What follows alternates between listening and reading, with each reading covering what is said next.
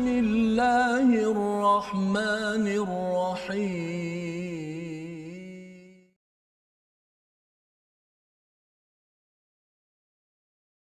أعوذ بالله من الشيطان الرجيم بسم الله الرحمن الرحيم الحمد لله رب العالمين الرحمن الرحيم مالك يوم الدين إياك نعبد وإياك نستعين اهدنا الصراط المستقيم صراط الذين أنعمت عليهم غير المغضوب عليهم ولا الضالين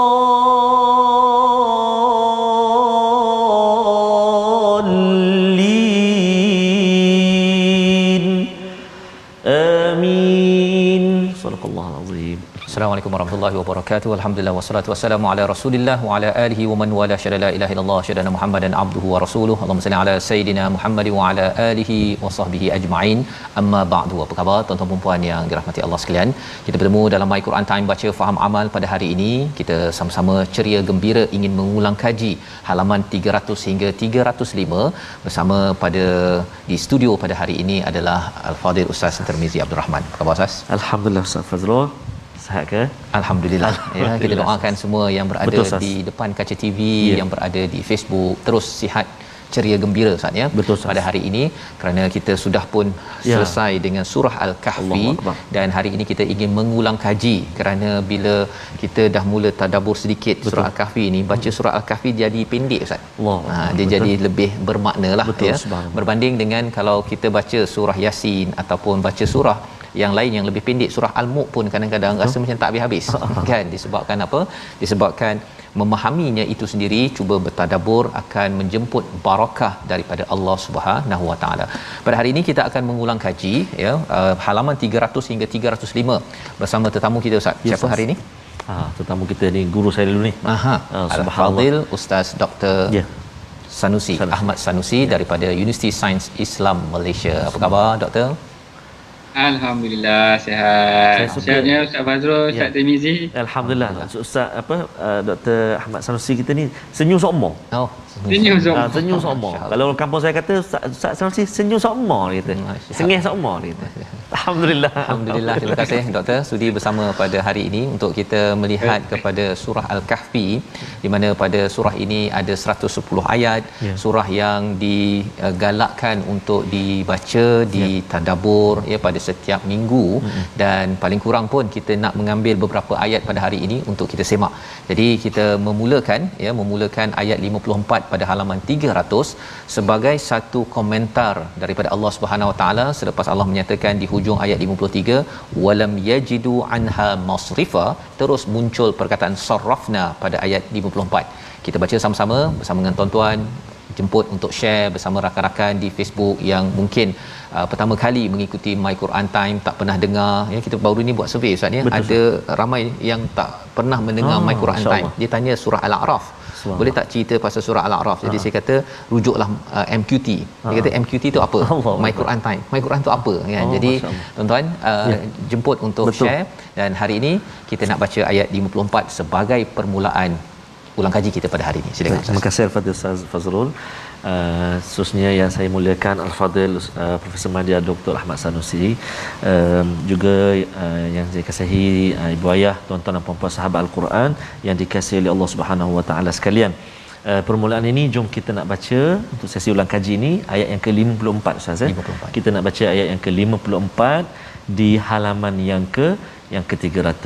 Jemput untuk kongsikan terus pengajian kita pada hari ini, ulang kaji kita dalam surah Al-Kahfi insya-Allah. A'udzu billahi minasyaitonir rajim.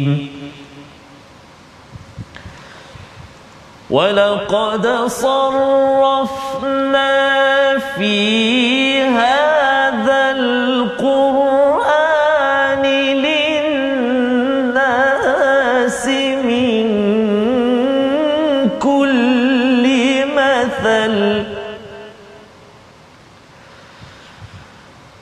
وكان الإنسان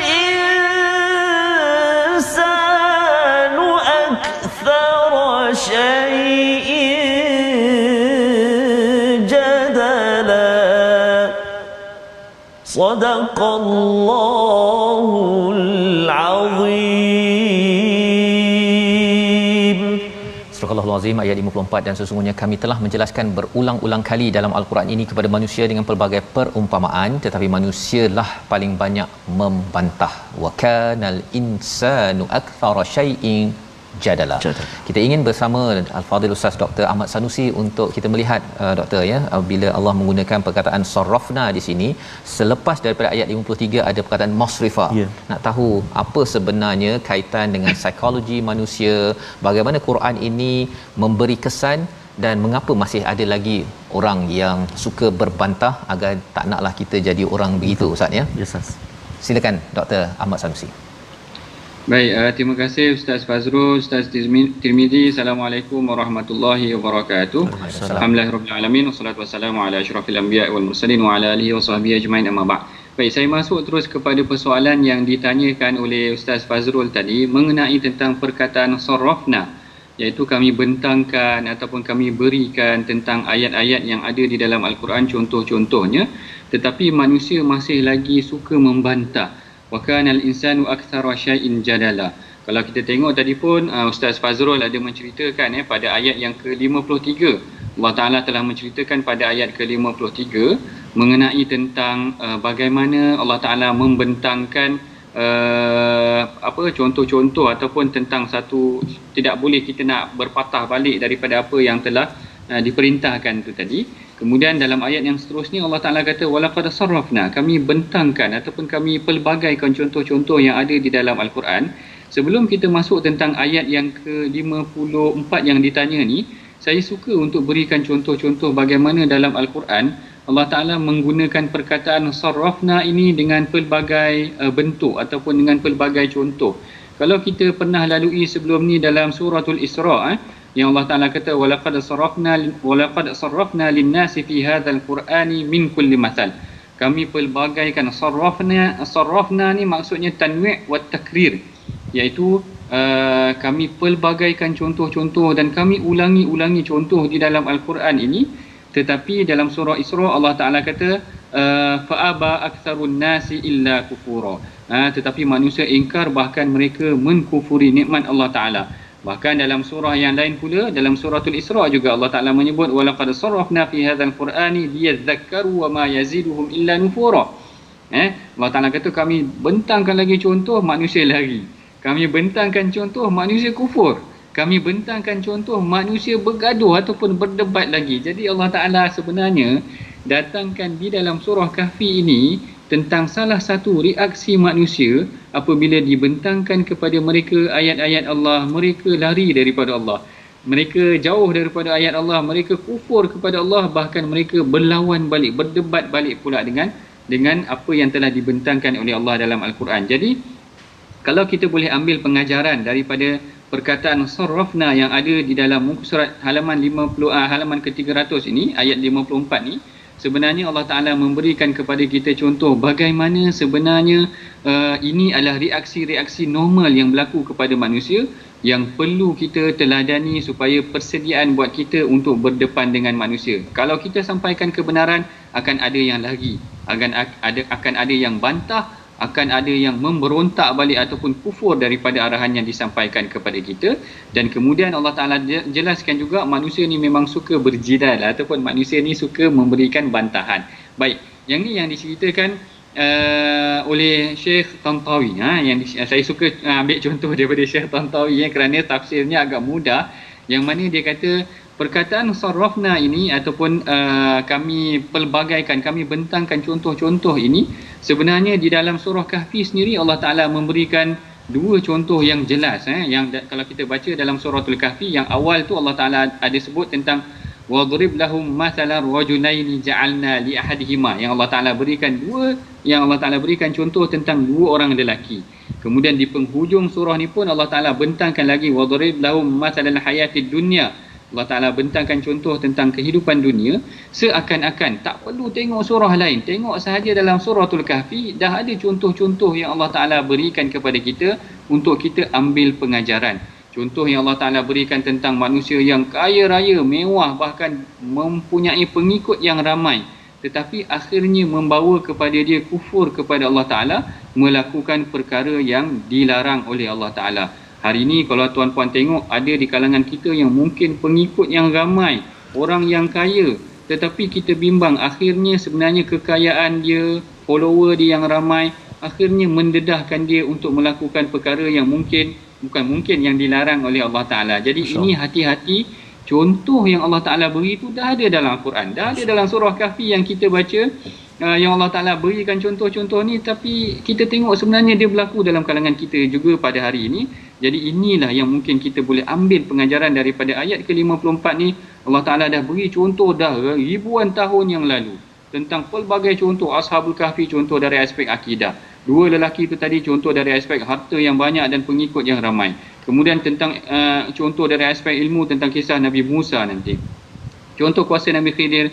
Tetapi akhirnya manusia ni masih lagi suka bergaduh, ataupun manusia ni suka lagi membantah. Ini yang kita harus ambil pengajaran. Pertama, bagaimana Allah Ta'ala telah membentangkan contoh yang banyak kepada kita. Yang kedua, kita hendaklah bersedia, andai kita menyampaikan kebenaran, orang akan bantah kita balik. Yang ketiga, bagaimana kita sebenarnya tidak terkeliru dengan contoh-contoh ataupun tidak terkeliru dengan umpan-umpan dunia yang Allah Ta'ala akan berikan kepada kita, yang akhirnya mungkin boleh menghanyutkan kita. Yang keempat, boleh membawa kita kepada bermujadalah, itu berdebat balik dengan apa yang telah Allah Ta'ala dan Rasulullah ajarkan di dalam Al-Quran dan hadis. Secara ringkasnya macam itulah kau Ustaz. Baik, terima kasih ucapkan pada Dr. Ahmad Sanusi menjelaskan tadi Ustaz tentang betapa Allah bawakan banyak misal, contoh itu untuk kita contohlah kan. Contoh ambil kebaikannya, tetapi bila berinteraksi dengan contoh ni yang disampaikan oleh Ustaz Dr. Ahmad Sanusi tadi, manusia ni dia bukan ambil pelajarannya, dia nak bergaduh ataupun berjidal, yang berbalah pemuda itu bukan aku kan, ataupun pemuda tu banyak follower, pasal follower dia ada apa kerja dia, saya follower kat Facebook, dia cuba nak berjidal, tapi rupa-rupanya jidal ini sifat manusia yang kita harap ia tidak menyebabkan kita jauh daripada beriman, memohon keampunan pada Allah ya, berbanding dengan jidal itu kerana hal dunia. Itu highlight Dr. Ahmad Sanusi sebentar tadi. Dunia akan menyebabkan kita jidal ya, tapi kalau katakan kita uruskan dunia dengan perspektif dalam surah Al-Kahfi ini, ada follower, ada staff, ada pasukan, ada harta, semuanya itu kita uruskan dengan ketauhidan betul-betul kepada Allah Subhanahu Wa Taala. Dan ketauhidan ini memerlukan ilmu Ustaz ya. Itu sebabnya bercakap tentang ilmu ini, Nabi Musa terus belajar ya, istilahnya pada ayat 60 itu au amdiya huquba, iaitu aku akan terus belajar selama mungkin, aku akan cari juga cikgu tersebut. Tetapi bila dah jumpa cikgu pada halaman 301 itu, cikgu dah bagi syarat ya, kata Nabi Musa pada ayat yang ke 69, satajiduni insyaallahu sabira ya, iaitu aku ni insya-Allah akan jadi anak murid yang sabar, wala a'si laka amra ya, tidak akan derhaka kepada perintah ataupun satu urusan pun. Tetapi apa yang berlaku bila jalan-jalan Ustaz ya, peristiwa pertama sampan ya, peristiwa kedua ialah bunuh anak, dan peristiwa ketiga ialah dinding runtuh tersebut. Peristiwa pertama itu sampan itu, selepas saja peristiwa sampan terus sahaja Nabi Musa kata ini imra kan, pada ayat yang ke-71, ya ini kesalahan besar, tak logik betul kan. Dan bila Nabi Khidir ya, gurunya menegur, dah tengok dah kamu tak mampu bersabar dengan aku, pada ayat yang ke-72 ada perkataan Nabi Musa yang menarik.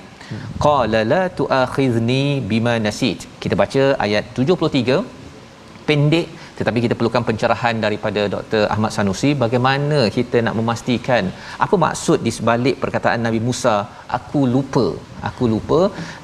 Bolehkah kita ni pelajar lupa, ataupun macam mana nak elakkan lupa, ataupun apa sebenarnya di sebalik ayat 73? Kita baca dahulu bersama Ustaz Tarmizi. Terima kasih kepada Ustaz Fazrul, yang bahagia Fadil Ustaz Dr. Ahmad Sanusi, juga tuan-tuan dan puan-puan sahabat Al-Quran dikasihi Allah Subhanahu Wa Taala sekalian. Saya tertarik dengan kalimah atau perkataan yang digunakan oleh Fadil Doktor tadi, umpan dunia. Umpan dunia. Allah, kalau nak mancing nak ada umpan. Betul. Ada umpan dunia ni jangan dia umpan kita untuk makin jauh daripada Allah Subhanahu taala. Mudah-mudahan amin ya rabbal alamin. Jadi kita nak baca sekarang ni ayat yang ke-73. Jom kita baca sama-sama insya-Allah. A'udzu billahi minasyaitonir rajim. Qala la tu'akhidni bima nasitu wa la turhiqni min amri usra. Sadaqallahul azim. Nabi Musa berkata, janganlah engkau menghukum aku kerana terlupa dan janganlah engkau membebaniku dengan sesuatu kesulitan dalam urusanku. Saya serahkan kepada Dr. Ahmad Sanusi untuk mencerahkan ini perkataan ni macam mana nak guna kalau sekarang ni sebagai pelajar Ustaz ya. Kalau pelajar universiti ke, pelajar sekolah rendah ke, sekolah menengah, cikgu, lupalah cikgu. Boleh ke begitu? Silakan Doktor. Baik, terima kasih Ustaz Fazrul Ustaz Tamizi. Saya kira ni juga adalah antara ayat yang menarik yang juga boleh kita kaitkan dengan perbincangan sebelum tadi. Sebenarnya kalau kita tengok Nabi Musa ni pun dia ada akal juga, masuk akal saya ni maksudnya dia berbincang ataupun nampak seakan-akan nampak macam nak berjidal juga sedikit dengan guru dia, yang mana kalau kita balik sikit pada bahagian jidal tu tadi, sebenarnya jidal ni tidaklah semuanya tidak baik, perdebatan ataupun perbincangan ni tidak semuanya tidak baik. Kalau kita tengok dalam Al-Quran, Allah Ta'ala perintahkan kita dalam aspek dakwah boleh menggunakan kaedah jidal.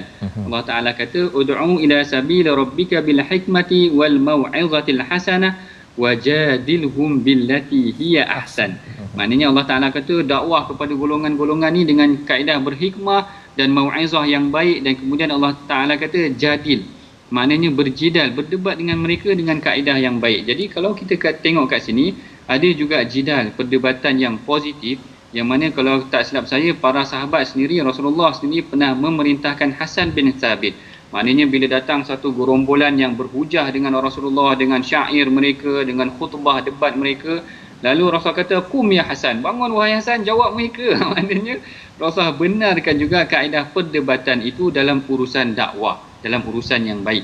Cuma yang tidak baik itu tadi, yang mana yang kita sebutkan tadi, Allah Ta'ala juga pernah mengajak dalam Quran. Allah Ta'ala kata, "Wa minan nasi man yujadilu fillah bighairi ilmin wala hudan wala kitabin munir." Yang mana orang ni berdebat dalam urusan perkara-perkara yang mengenai tentang Allah tetapi tidak mempunyai ilmu. Yang ni macam yang kita sebutkan tadi, orang yang suka berjidal, dia duk habis berdebat dalam internet, dalam Facebook, dalam Twitter, dalam WhatsApp, tapi tak selesaikan apa-apa masalah pun, semua nak berdebat. Baik, masuk balik tentang kisah Nabi Musa tadi.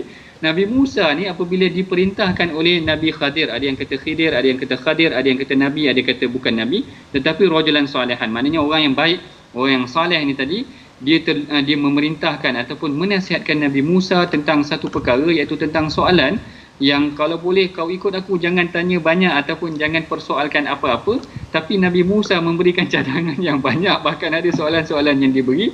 Akhirnya ditegur kepada Nabi Musa. Nabi Musa pun menjawab, la tu'akhirni ayuhan abdun salih, wahai abdun, hamba yang soleh, janganlah kau marah aku, bima nasitu, terhadap apa yang aku lupa. Apa yang Nabi Musa lupa? Iaitu liwasiyatika fi tarkis soal wal i'tirad hatta yakunu li minkal bayan. Yang ni yang disebutkan oleh Syekh Tantawi.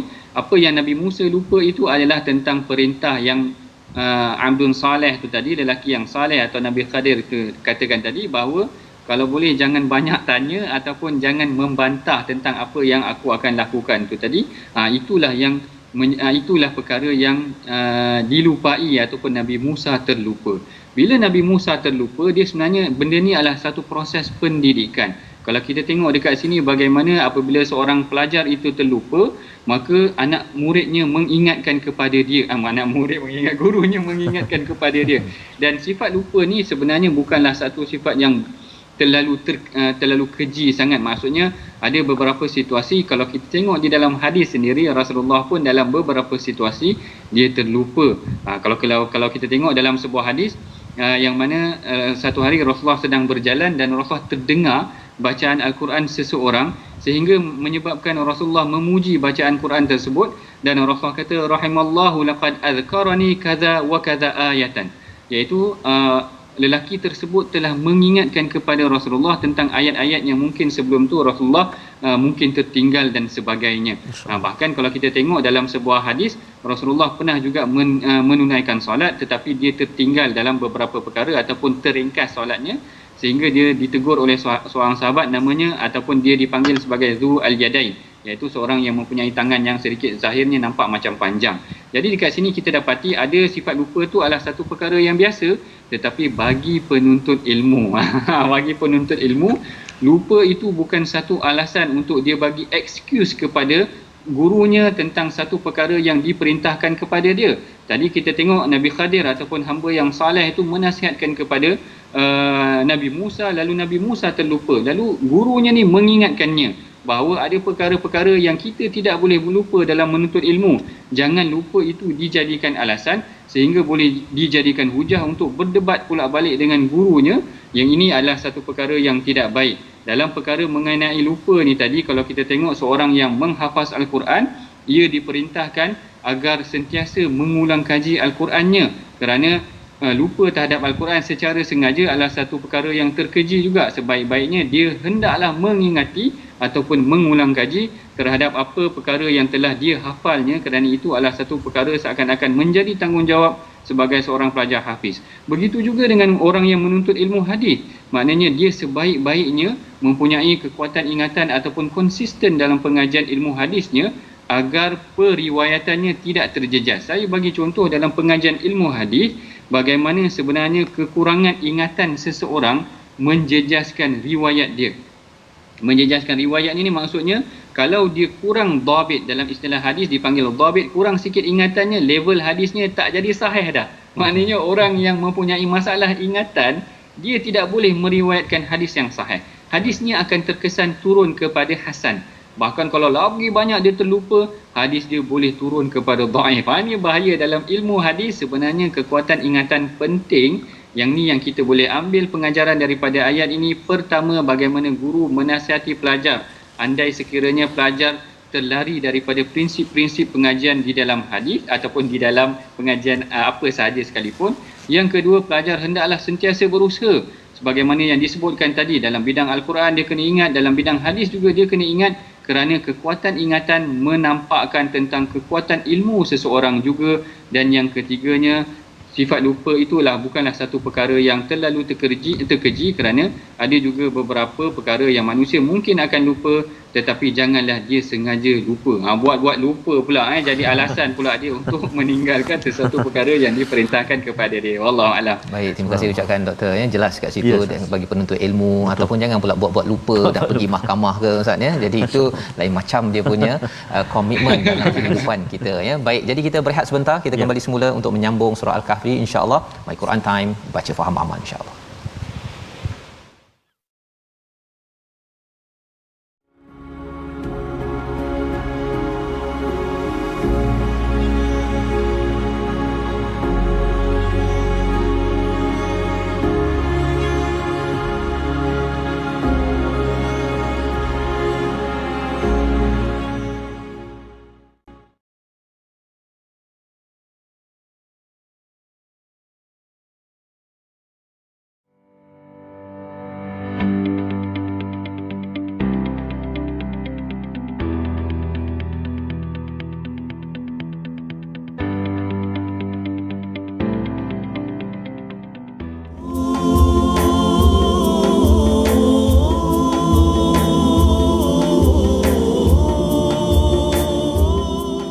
اللهم ارحمنا بالقرآن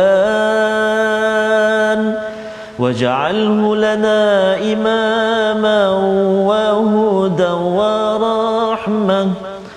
اللهم ذكرنا منه ما نسينا وعلمنا منه ما جهلنا وارزقنا تلاوته ana al-laili wa atrafan nahar waj'alhu lana hujjatan ya rabbal alamin. Dengarkan yang original sekejap lagi insya-Allah. Tuan-tuan dan puan sahabat Al-Quran, ibu ayah yang dikasihi Allah Subhanahu Wa Taala sekalian, alhamdulillah kita menyambung kembali ulang kaji kita pada saat ini. Dan sebut pasal lupa ni Allah Ustaz, kadang-kadang boleh jadi imam tu lupa Ustaz.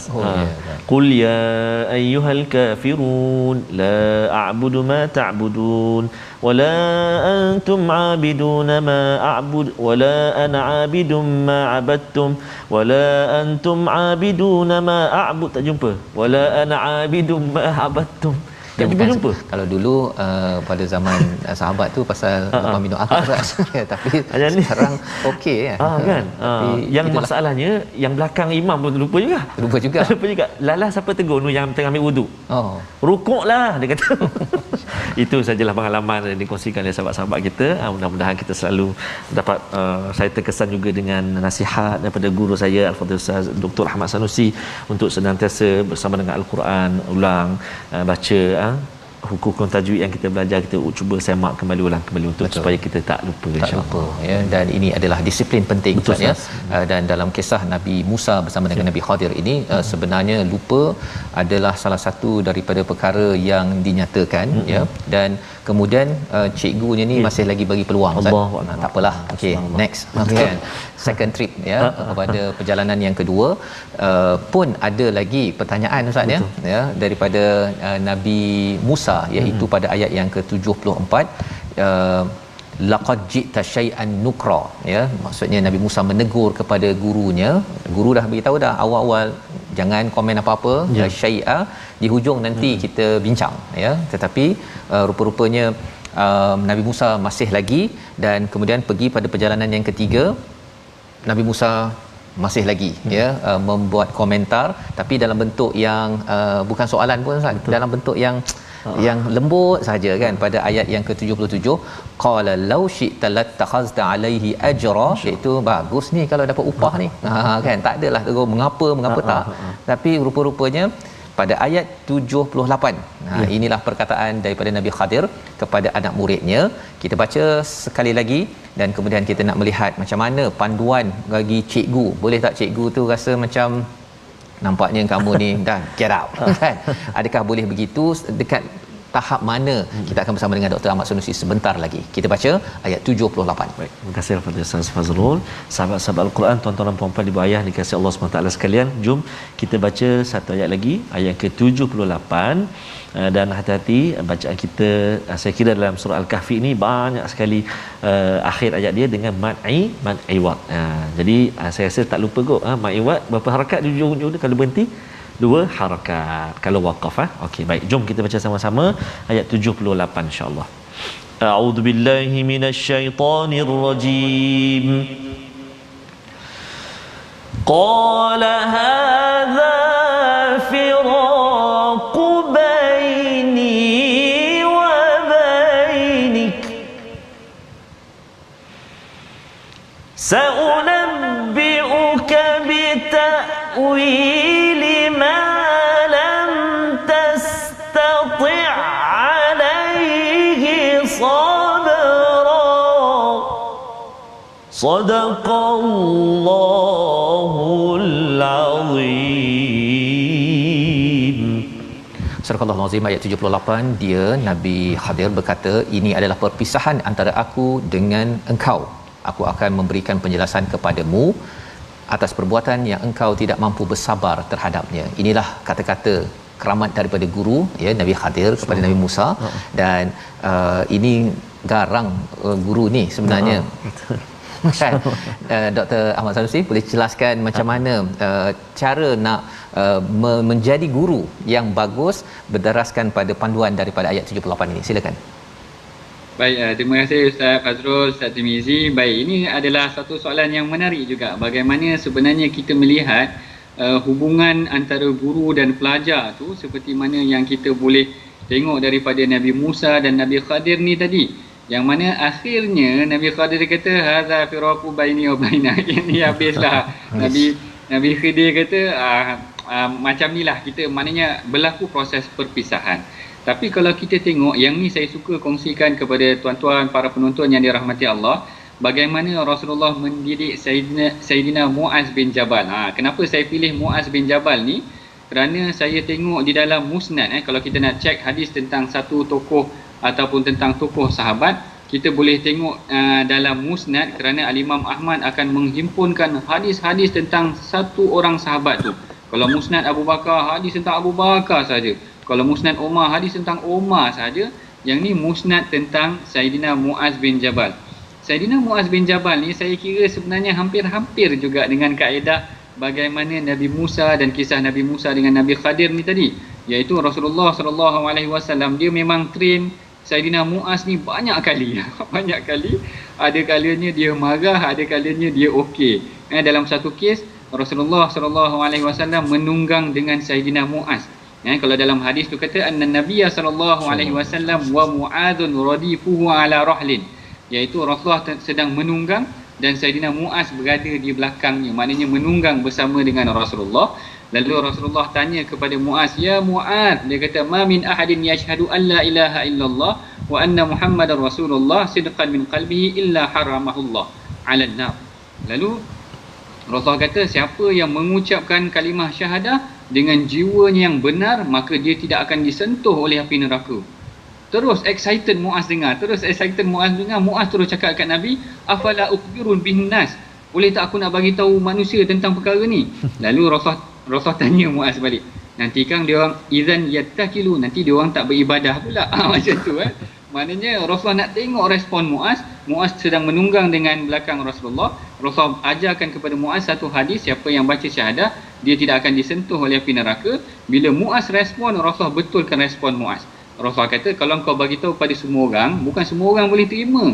Nanti ada yang tidak mahu ibadah dah. Dia sekadar mengucapkan syahadah aja, kemudian dia dah tak nak beribadah. Jadi tak kena juga. Jadi menyebabkan Muaz berfikir, tengok kaedah dia, perjalanan yang sama juga macam Nabi Musa dengan Nabi Khadir, dalam satu perjalanan, tetapi dialog Rasulullah ni memberikan ataupun meminta respon daripada Muaz, dan dia nak tengok Muaz jawab apa, dan dia betulkan respon Muaz.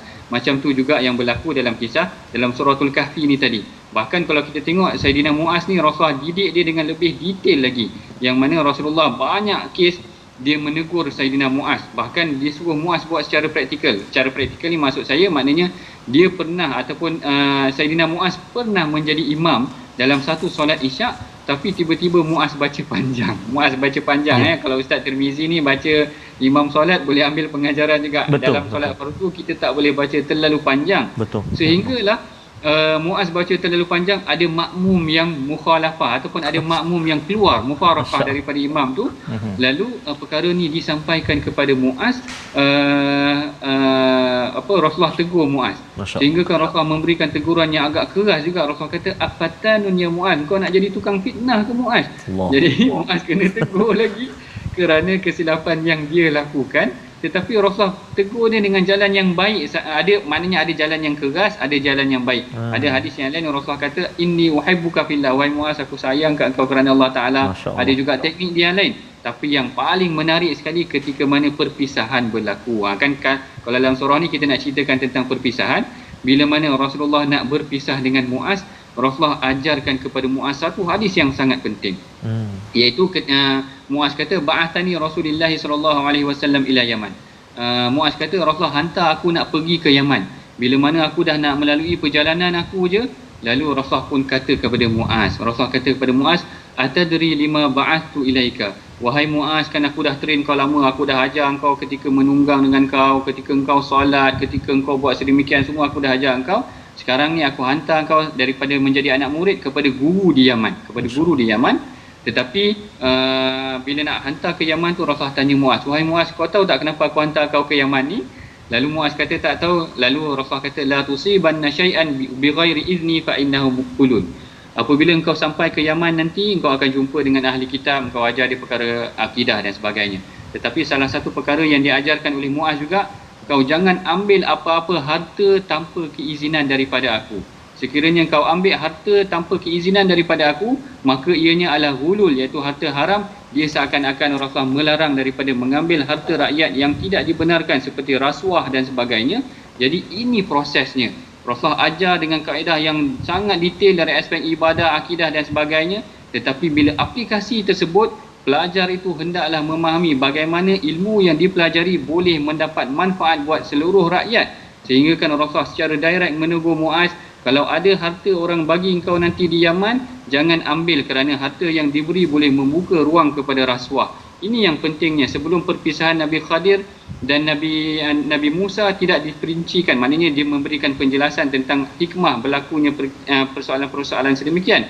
Tetapi kalau kita tengok bila mana berlakunya perpisahan antara Rasulullah dengan Muaz, Rasulullah ajar satu poin yang sangat penting, ilmu yang kau pelajari dengan aku ini hendaklah memberikan manfaat kepada seluruh manusia.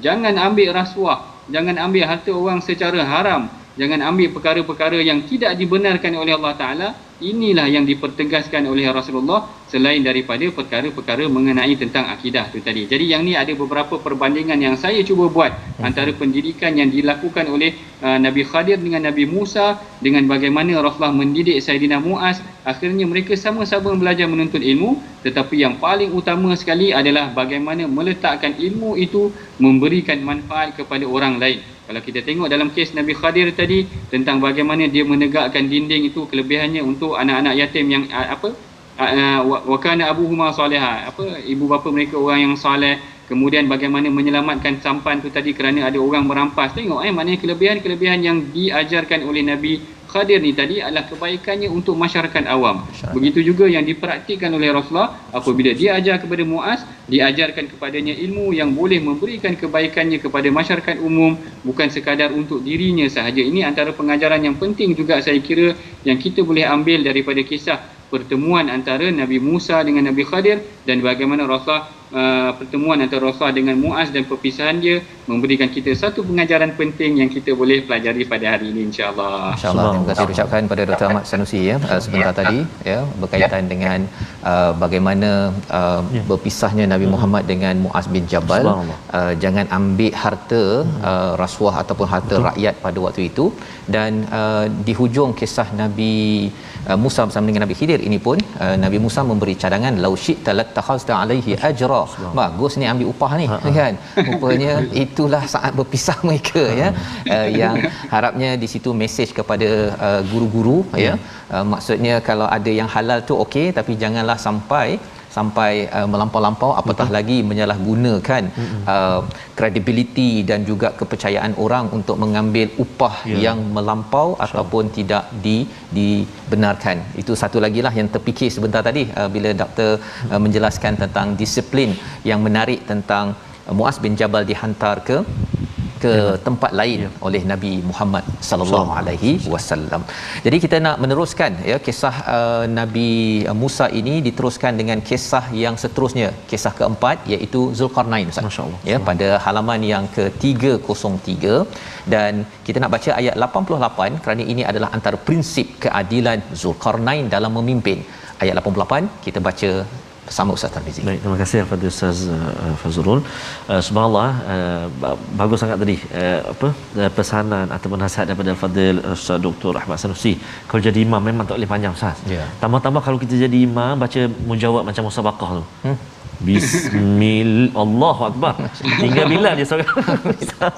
Jadi maksudnya itulah Ustaz Doktor peringatan teguran daripada guru-guru kita, pengalaman yang kita ambil daripada guru kita bila jadi imam. Kadang-kadang secara directly, secara langsung tak dicerita, tapi secara kita melihat macam tu macam tu bacaan dia macam ni, doa dia macam ni, wirid dia sebagainya. Jadi itu subhanallah kita dapat ambil pelajaran insya-Allah.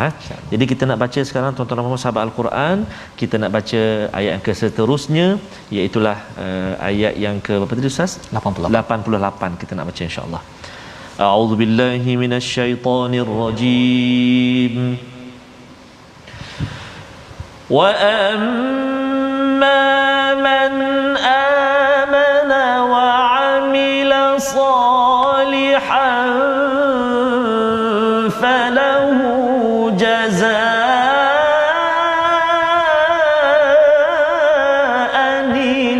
husna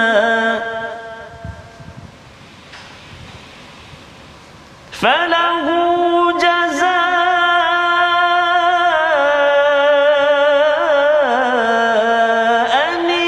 husna wa sanaqulu lahu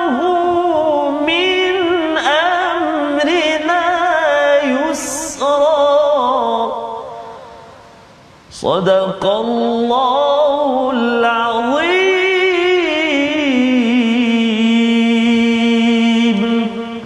Surah Al-Azim ayat 88, bagi orang yang beriman dan melakukan kebaikan maka dia mendapat pahala yang terbaik sebagai ganjaran dan kami akan sampaikan kepadanya perintah kami yang mudah. Itu terjemahan daripada ayat 88. Kita perlukan pencerahan lebih lanjut daripada Ustaz Dr. Ahmad Sanusi untuk melihat bagaimana Zulkarnain memimpin rakyatnya pada mereka yang zalim buat masalah dengan mereka yang buat baik ini. Silakan Doktor. Baik, terima kasih Ustaz Fazrul, Ustaz Timizi. Kalau kita tengokkan ayat ini, dia sebenarnya adalah rangkuman daripada permulaan ayat 83 lagi, yang mana Allah Ta'ala menceritakan kepada kita tentang kisah Zulkarnain, yang mana di sinilah bila mana dia bertemu dengan satu kaum pada ayat yang ke-86 kalau tak silap saya, maka kaum ini adalah kaum yang mengingkari Allah Ta'ala. Lalu ditanyakan ataupun diberikan peluang kepada Zulkarnain, dia katakan kepadanya imma an tu'adziba wa imma an tattakhidha fihim husna, yang mana maksudnya kalau kaum ini engkau diberikan peluang, sama ada kau mungkin boleh memberikan siksaan kepada mereka, pilihlah sama ada engkau nak menyiksa mereka atau engkau hendak bertindak baik kepada mereka. Lalu Zulkarnain memberikan satu prinsip yang sangat jelas dan sangat bertepatan dengan apa yang digariskan ataupun yang disampaikan di dalam Al-Quran, yang mana dia memberikan pandangan yang dia menyatakan qala amma man zalama fasawfa nu'adzibuhu. Barang siapa yang menzalimi, tidak mematuhi perintah Allah, berlanggar, melakukan perkara yang bersalahan dengan syariat Allah, maka ini adalah golongan yang boleh dikenakan hukuman. Boleh dikenakan hukuman dan boleh diberikan hukuman yang berat. Maknanya kat sini kita seharusnya faham ini prinsip yang mudah. Mereka yang bercanggah perlakuannya dengan apa yang diperintahkan oleh Allah dan Rasul, maka mereka boleh diberikan hukuman, maknanya melalui proses ni lah, dengan diperintahkan kepada mereka bertaubat, memberikan ruang kepada mereka dan sebagainya. Tapi sekiranya mereka terus melakukan kezaliman, maka mereka boleh dikenakan hukuman. Kemudian Zulkarnain pun di dalam ayat ini juga menyebutkan, dia kata wa amma man amana wa amila salihah, mereka yang beriman dan melakukan amal saleh, falahu jazaa'anil husna, mereka akan dapat balasan yang baik, wa sanaqulu lahu min amrina yusra. Kalau dalam terjemahan di sini dia kata, dan kami akan perintahkan kepadanya perintah-perintah kami yang tidak memberati. Dalam ayat ni disebutkan wa sanaqulu lahu min amrina yusra, seakan-akan Allah Taala akan memberikan mereka kata-kata ataupun perintah yang baik yang tidak memberatkan. Kalau perkataan yang Allah Ta'ala gunakan di dalam surah Kahfi ni, kita perhatikan dia kata min amrina yusra. Syekh Tantawi menyatakan, dia kata mereka yang melakukan amal saleh ini, kami akan memberikan kepadanya kata-kata ataupun perintah kepada mereka yang mana yusra, yang mudah, la su'ubatan, yang tidak memberikan bebanan. Yang ni sebenarnya saya suka untuk mengajak tuan-puan berfikir. Ada kalanya kadang-kadang bila kita nak melakukan perintah Allah Ta'ala ni, kita terasa berat hati kita. Allahu Akbar. Yang ni sebenarnya adalah satu muhasabah juga buat diri kita. Kalau kita diperintahkan oleh Allah Ta'ala untuk melakukan solat, kita terasa solat kita berat, apakah sebenarnya kita benar-benar beriman dan melakukan amal saleh? Nah, yang ni juga kita kena fahamkan. Dia kata min amrina yusra, kami akan memberikan mereka perintah yang dia akan rasa ringan, mudah. Tapi bila kita tengok, kenapa aku solat rasa susah? Yang ini sebenarnya dia muhasabah untuk amanah bihi. Betul. Tentang amanah wa amila salihah, tentang keimanan dan amal soleh. Saya suka untuk mengajak kita sama-sama muhasabah, sebab kita semua lalui. Ada kalanya kita dengar Quran, kita rasa seronok dengan Quran. Ada kalanya kita dengar Quran, kita tak rasa apa-apa, tuan-puan. Macam dengar kat restoran kedai mamak tu, kita tak rasa apa-apa. Ada kalanya bila kita dengar Quran, kita rasa nak menangis. Yang ni adalah tahap keimanan yang Allah Ta'ala campakkan dalam jiwa kita, yang menunjukkan sebenarnya status juga ataupun tentang keadaan diri kita. Sebab tu ada kalanya kita rasa kita nak solat, kita rasa seronok solat. Ada kalanya kita nak baca Quran, kita tak nak berhenti baca Quran. Tapi ada kalanya kita nak bangun solat pun malas. Ini adalah satu kriteria ataupun sebenarnya indikator juga untuk kita mengambil pengajaran daripada ayat ini. Wa amma man amana wa amila salihah. Siapa yang beriman kepada Allah Ta'ala dan melakukan amal soleh, maka dia akan mendapat jazaa'anil husna wa sanaqulu lahu min amrina yusra, dan kami akan memberikan dia perintah yang tidak membebankan dia. Satu aspeknya adalah perintah syariat itu tidak membebankan manusia, tetapi satu aspek yang lain mungkin juga kita boleh pelajari. Yusra yang dimaksudkan di dalam hati orang beriman ini adalah mereka merasa mudah ataupun seronok untuk melakukan amal soleh dan keimanan itu tadi. Andai sekiranya mereka merasa berat, Allahu Akbar, ini adalah satu proses muhasabah yang kita harus sama-sama pandang ataupun ambil pengajaran. Jangan sampai kita rasa nak melakukan ibadah berat sehingga menyebabkan kita tidak mampu untuk melakukan apa yang diperintahkan oleh Allah. Terima kasih ucapkan kepada Dr. Ahmad Sanusi. Ustaz, kita nak berdoa agar kita dimudahkan pada urusan menuju Tuhan, ya, bukannya bab dunia. Kalau yang yang itu cepat kan, tetapi yang bab yang Allahu Akbar dia lambat. Moga-moga Allah pimpin kita, Ustaz. Amin. Silakan Ustaz. A'udzubillahi minasyaitonir rajim. Bismillahirrahmanirrahim. Alhamdulillahi rabbil alamin wassalatu wassalamu ala rasulillahil amin sayyidina Muhammadin wa ala alihi wa sahbihi ajma'in. Allahumma ya Allah wa ya Rahman wa ya Rahim, ampun dosa kami ya Allah, ampun dosa kedua ibu bapa kami ya Allah, muslimin dan muslimat bi rahmatika ya arhamar rahimin. Ya Allah wa ya Rahman wa ya Rahim, campakkanlah kemanisan buat kami dalam beribadah ya Allah. Campakkan ya Allah kemanisan buat kami dalam beribadah kepadamu ya Allah. Maka ya Allah, tolong kami untuk kami senantiasa ingat padamu. Tolong kami untuk kami mensyukuri pemberianmu. Tolong kami untuk kami memperbaiki, melipat gandakan amal ibadah kami kepadamu ya Allah. Wa sallallahu ala sayyidina Muhammad wa ala alihi wa sahbihi baraka wasallam. Walhamdulillahi rabbil alamin. Taqabbalallahu minkum. Amin ya rabbal alamin. Moga-moga Allah mengabulkan doa kita, Ustaz. Terima kasih diucapkan pada Dr. Ahmad Sanusi. Kita ingin membina masyarakat yang dunianya letak di tangan, Ustaz, ya, bukan letak di hati, sehingga kan wasanaqulu lahu min amrina yusra, dimudahkan urusan-urusan kita, semua perkara Allah suruh kita dimudahkan. Inilah yang ingin kita bina dalam gerakan tabung gerakan Al-Quran, ya, untuk kita memasukkan nilai, membina nilai ini dalam masyarakat, dalam ahli keluarga kita, dalam masyarakat kita, sehingga kan yang baik-baik kita bersegera, yang tak baik itu kita akan kritik dan kita akan lambat dan kita hapuskan daripada kehidupan kita. Dan terima kasih sekali lagi diucapkan pada Dr. Ahmad Sanusi yang sudi bersama, dan moga-moga Doktor kita dapat lagi bersama dalam program kita pada masa akan datang, insya-Allah. Doktor, terima kasih. InsyaAllah. Baik, terima kasih diucapkan, dan kita bertemu lagi tuan-tuan dalam halaman baru pada hari esok. Kita mendalami surah Maryam, tak sempat kita ulang kaji. Tetapi insya-Allah kita akan terus menjejak Saidina Maryam dalam My Quran Time, baca faham amal, insya-Allah. Jumpa lagi.